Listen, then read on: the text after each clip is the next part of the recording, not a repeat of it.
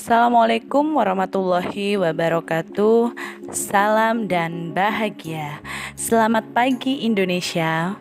Perkenalkan, saya Nia Rendia Suparka dari CGP Angkatan 6 akan memaparkan refleksi pemikiran Ki Hajar Dewantara. Tentunya kita sudah tidak asing lagi dengan semboyan Ki Hajar Dewantara ing ngarsa sung tulodo ing madya mangunkarsa tutwuri handayani, di mana yang berarti kita sebagai pendidik dapat memberi sauri tauladan atau contoh kepada peserta didik, baik itu berupa perilaku yang baik. Kita sebagai pendidik juga memberikan motivasi kepada peserta didik agar dapat menggali kodratnya dan mengembangkan potensi apapun yang ada dalam dirinya, serta memberikan dorongan atau tuntunan kepada peserta didik agar menjadi pribadi yang mandiri. Selanjutnya, yuk cari tahu apa intisari pemikiran Ki Hajar Dewantara tentang pendidikan. Pendidikan adalah tempat persemaian benih-benih kebudayaan dalam masyarakat. Pendidikan menjadi ruang berlatih dan bertumbuhnya nilai-nilai kemanusiaan yang diteruskan atau diwariskan. Sehingga maksud pendidikan ialah memerdekakan manusia, merdeka secara batin dan juga merdeka secara lahir. Jadikan setiap tempat sebagai sekolah, jadikan setiap orang sebagai guru. Pendidikan itu menuntun, bukan menuntut. Artinya, menuntun anak didik dengan segala kekuatan diri atau kodrat yang mereka miliki, agar mereka dapat mencapai keselamatan dan kebahagiaan sebagai manusia seutuhnya dan bersosialisasi di masyarakat. Dalam menuntun laku dan pertumbuhan kodrat anak, Ki Hajar mengibaratkan peran pendidik seperti seorang petani atau tukang kebun, dan anak-anak itu seperti biji tumbuhan yang disemai dan ditanam di lahan yang disediakan. Anak-anak bagaikan benih-benih jagung yang ditanam bila ditempatkan di tanah yang subur, mendapatkan sinar matahari dan pengairan yang baik.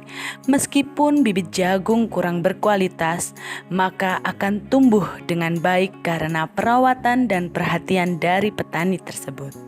Dan begitupun sebaliknya, meski ditanam di tempat yang gersang dengan kualitas bibit yang baik, namun jika tidak mendapatkan tangan dingin seorang petani, maka biji jagung tersebut tidak akan tumbuh secara maksimal.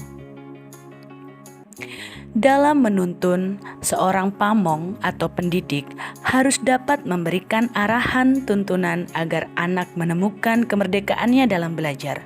Layaknya seorang petani jagung, hendaknya merawat jagung tidak disamakan dengan merawat padi. Anak itu unik dan memiliki kebudayaan yang berbeda-beda. Ki Hajar Dewantara tidak pernah memberikan pelajaran berhitung pada cucunya, tapi diajak jalan-jalan ke taman. Lihat anggreknya ada berapa, teratenya ada berapa. Besok kembali lagi diajak jalan-jalan. Jumlahnya berapa sekarang? Bunganya berapa? Berdasarkan cerita dari Ganawati, cucu Ki Hajar Dewantara, inilah cara belajar calistung ala Ki Hajar Dewantara. Menarik dan menyenangkan ya gaya pengajaran dan pendidikan yang dilakukan oleh Ki Hajar. Anak-anak hidup dan tumbuh sesuai kodratnya. Pendidik hanya dapat merawat dan menuntun tumbuhnya kodrat itu. Inilah yang dinamakan dengan sistem Among oleh Ki Hajar Dewantara. Sebagai pamong atau seorang pendidik, kita harus bisa memahami karakteristik anak, memberikan pendidikan dan pengajaran disesuaikan dengan kodrat alam dan kodrat zaman. Karena tidak bisa dipungkiri, pendidikan 15 tahun yang lalu tentunya berbeda dengan pendidikan zaman sekarang dan masa yang akan datang.